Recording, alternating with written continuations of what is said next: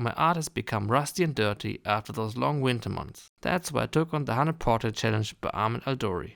Get the gloves on, polish those fundamentals. Join me as I push through the first 25 paintings. Let's roll the intro. Despite my creative day job in the animation industry, I feel disconnected from my art. Now I want to reconnect, explore and grow. Let's see how that goes. The 100 Heads Challenge was created by artist Ahmed Aldoori. Basically, the task is to draw 100 portraits in 10 days. Since 2014, many artists have tried and done this challenge. I have chosen to undertake this monumental challenge digitally with my good old workbike Photoshop. I decided to skip the usual 10 days length and go for whenever I have time, with the general goal to finish them within this year. I also wanted to limit myself to 30 minutes per portrait. My goals. My goals are to get better at portrait painting, to focus more on the use of values and shape design. Also, I wanted to use a value range that would be different from the reference, to avoid simply copying the picture, but instead having to adapt to my palette to practice for gouache painting later.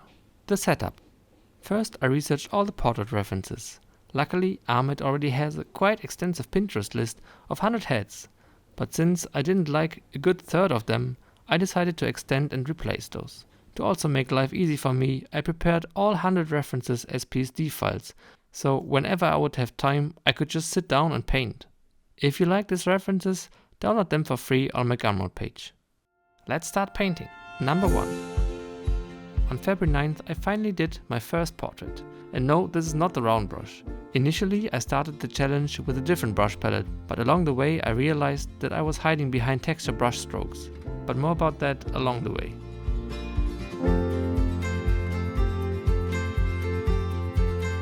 In the second painting, I pushed the values by toning down the contrast in the skin and eye.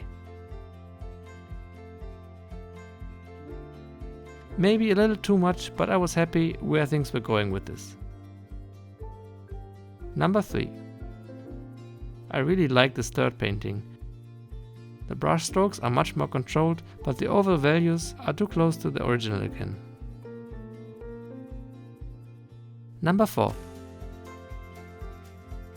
The fourth painting was the hardest and worst one.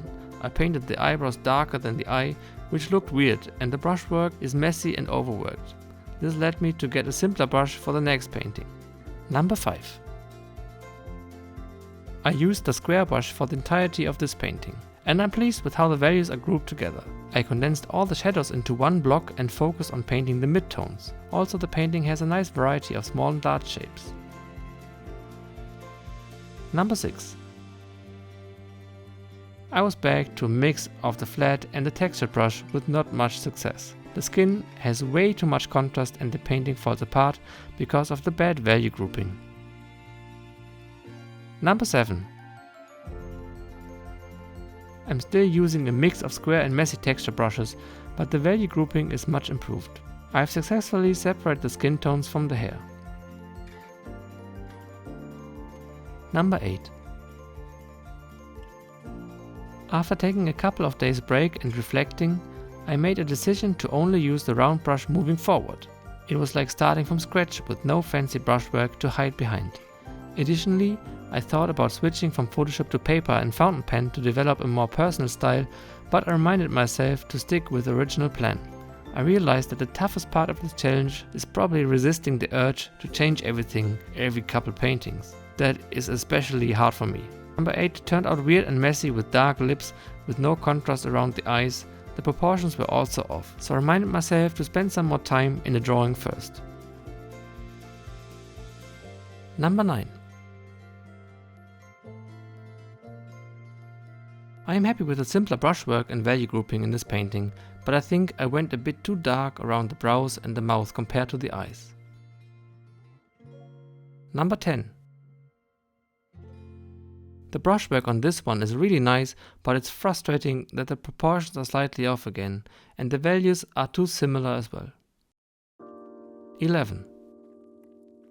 I went for a darker range of values in this piece, and even though it might seem underexposed, I'm satisfied with it as a part of a learning process. Additionally, my brushwork is becoming more natural and comfortable. 12.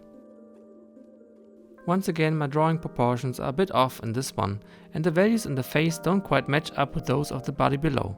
However, there are some nice bits of shape contrast that I'm happy with. 13. I struggled with this painting for a while. The drawing is off, but eventually I reach a point where I'm actually quite happy with it. 14.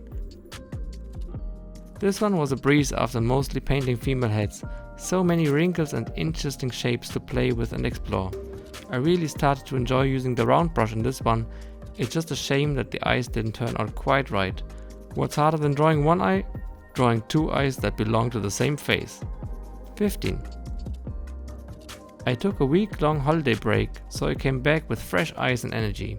This painting came out pretty nice straight away. I like the value structure, just ran out of time in the end to define it some more.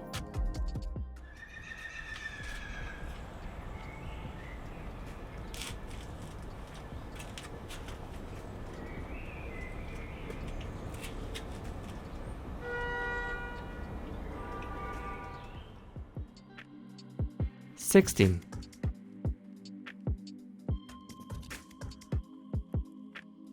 Nice simple brushwork and grouping, just the lips came out too dark. 17. I like the beginning of this painting and the over limited palette, but there is too much contrast in the skin and some messy brushwork. 18. Another old man. Even though the proportions are sort of stylized, I really like this one. A big jump in brushwork control. 19. The drawing is a bit wonky again, but at least the brush keeps getting better. 20. I had a blast with this painting. There was something about working with values and the round brush that just clicked for me. Sure, the mouth and nose end up a bit too big, but I'm finally happy with the way I painted the eyes and how the values of light and shadow play on the skin. All in all, I was in a great mood after finishing this one. 21. The damn proportions are slightly off again, but the skin values keep together and the eyes fit into the face. 22. I really enjoyed painting this one as the reference picture was great with interesting and clear shapes. Also, having just one eye to paint made it a lot easier than other references, which allowed me to focus more on shape and brush control. 23. This one was a bit of a struggle for me. Some of the techniques I had learned up until this point seemed to have lost me here. The value grouping wasn't quite right, which made the whole painting feel off.